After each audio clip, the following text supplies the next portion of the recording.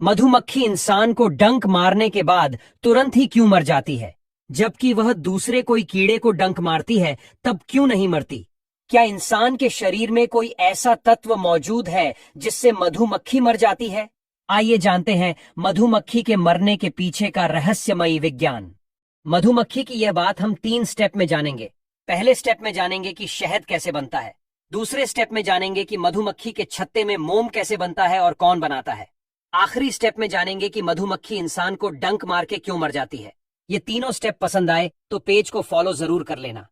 Step 1, आइए जानते हैं कि शहद कैसे बनता है। शहद बनने की क्रिया बहुत ही अद्भुत और किसी जादुई करिश्मे से कम नहीं है। सबसे पहले फील्ड वर्क करने वाली मधुमक्खियां फूलों से नेक्टार को इकट्ठा करती है। नेक्टार फूलों में पाया जाने वाला एक मीठा तरल पदार्थ होता है। नेक्टार को अपने मुंह में लेकर जब फील्ड मधुमक्खियां छत्ते में वापस आती हैं, तब वे नेक्टार को दूसरी वर्कर मधुमक्खियों के मुंह में ट्रांसफर करती हैं। फिर यह वर्कर मधुमक्खी तीसरी वर्कर मधुमक्खी के मुंह में नेक्टार देती है।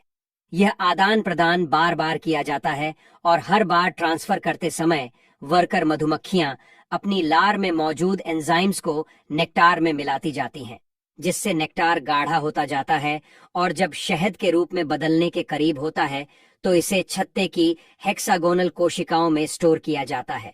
स्टेप 2, अब जानते हैं कि छत्ते में मोम कैसे बनता है और कौन बनाता है। मधुमक्खी के छत्ते में मोम केवल युवा वर्कर मधुमक्खियां बनाती हैं। ये मधुमक्खियां आमतौर पर 12 से 18 दिन की उम्र में ही मोम उत्पादन शुरू करती हैं। दरअसल मधुमक्खी के पेट के निचले हिस्से में 8 मोम की ग्रंथियां होती हैं, जो मोम के छोटे छोटे टुकड़ों का निर्माण करती हैं।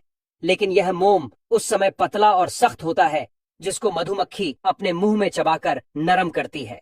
नरम मोम का उपयोग करके मधुमक्खियां छत्ते की हेक्सागोनल कोशिकाएं बनाती हैं। यह संरचना सबसे मजबूत और सबसे कम सामग्री का उपयोग करके बनाई जाती है। मधुमक्खी को मोम के उत्पादन के लिए ऊर्जा चाहिए होती है, जो उसको शहद से मिलती है। आमतौर पर 1 किलोग्राम मोम बनाने के लिए मधुमक्खियों को लगभग 6 से 7 किलोग्राम शहद की आवश्यकता होती है। सोचिए कि मोम बनाने में कितनी मेहनत और ऊर्जा लगती है। अब जानिए कि मधुमक्खी इंसान को डंक मारने के बाद क्यों मर जाती है। दरअसल मधुमक्खी डंक मारने से नहीं, लेकिन उस दौरान होने वाली समस्या से मरती है। जब मधुमक्खी डंक मारती है तब वह अपने शरीर में मौजूद जहर की ग्रंथि से अपिटॉक्सिन नामक तत्व इंसान के शरीर में दाखिल करती है। जब मधुमक्खी डंक मारती है तब इंसान की त्वचा मोटी होने के कारण उसका डंक इंसान की त्वचा में ही फंस जाता है। दूसरी ओर डंक मारने के बाद मधुमक्खी अपने शरीर को इंसान के शरीर से अलग करने की कोशिश करती है, लेकिन डंक त्वचा में फंसे होने के कारण आसानी से बाहर नहीं निकल पाता है और खिंचाव के कारण मधुमक्खी के शरीर के कुछ हिस्से, पाचन के अंग और मांसपेशियां टूट जाती है और मधुमक्खी का डंक इंसान के शरीर में फंसा रह जाता है। यह घटना इतने माइक्रोसेकंड में होती है कि खुद मधुमक्खी को और इंसान को भी इसका पता नहीं चल पाता। अंत में पाचन अंग टूटने के कारण मधुमक्खी की मौत हो जाती है।